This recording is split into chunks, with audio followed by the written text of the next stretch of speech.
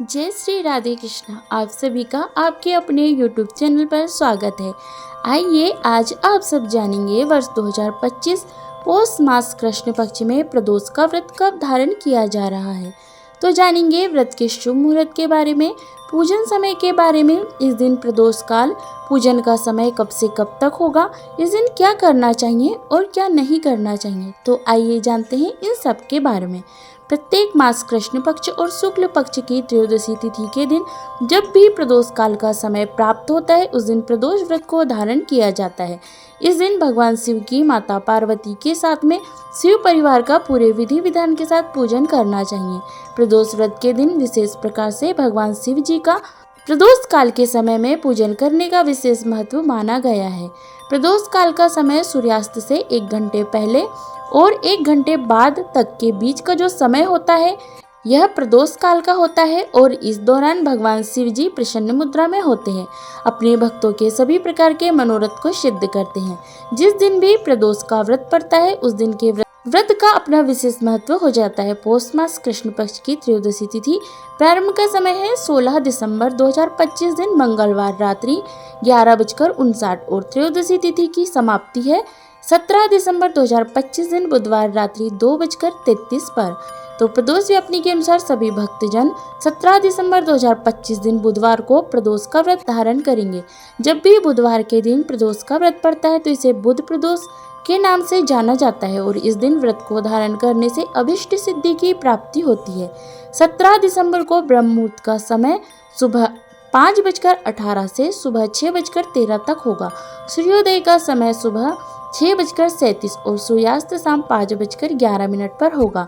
राहु काल का समय प्रदोष व्रत के दिन 17 दिसंबर को, जो कि सुबह 11:54 से दोपहर 1:13 तक होगा।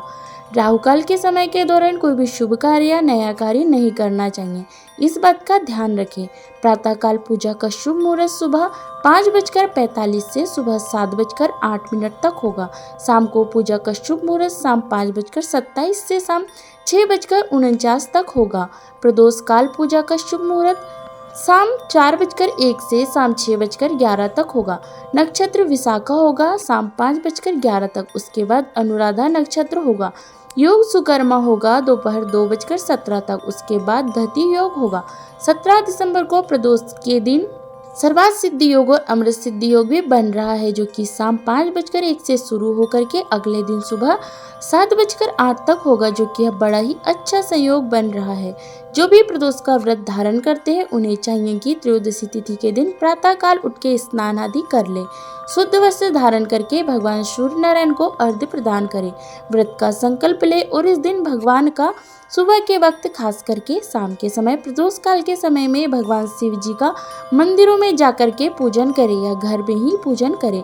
भगवान शिव का जब भी पूजन किया जाता है तो साथ में शिव परिवार की भी पूजा करनी चाहिए। तो सबसे पहले भगवान गणेश जी का पूजन कर ले, उसके बाद नंदी, श्रृंगी, भृंगी, कीर्तिमुख, कुबेर, कार्तिकेय, सर्प देवता का पूजन करें। फिर भगवान शिव जी का और माता पार्वती का पूजन करें। इस दिन भगवान का जल से अभिषेक करें, पंचामृत से अभिषेक करें, शुद्ध गंगा जल से अभिषेक करें, भगवान को पीले वस्त्र या सफेद वस्त्र अर्पित करें, यज्ञोपवी चढ़ाए, फिर अक्षत, चंदन, पुष्पों की माला अर्पित करें, भांग, धतूरा, समीपत्र, बेलपत्र भगवान को अर्पित करें, तुलसी मंजरी अर्पित करें, धूप और दीप दिखाएं, अनेक प्रकार के नैवेद्य आदि भगवान शिव जी को अर्पित करें, जल से आचमनी करवाए, मुख शुद्धि के लिए पान पत्र, सुपारी, लौंग, इलायची के साथ में अर्पित करें।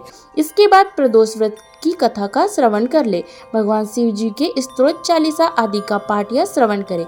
इसके बाद भगवान की आरती करें, निरांजन करें। इस प्रकार से व्रत को धारण करना चाहिए। इस दिन रात्रि उपास रह के व्रत को धारण करें। जो उपवास नहीं कर पाते हो, जिनका स्वास्थ्य सही ना हो, तो आप एक समय फलाहार ग्रहण करके व्रत को धारण करें। इस व्रत का पारण अगले दिन जाकर के सूर्योदय होने के बाद व्रत का पारण करना चाहिए।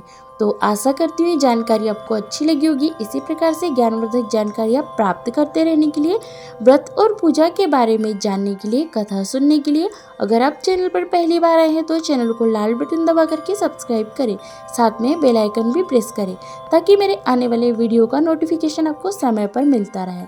जय श्री राधे कृष्णा। धन्यवाद।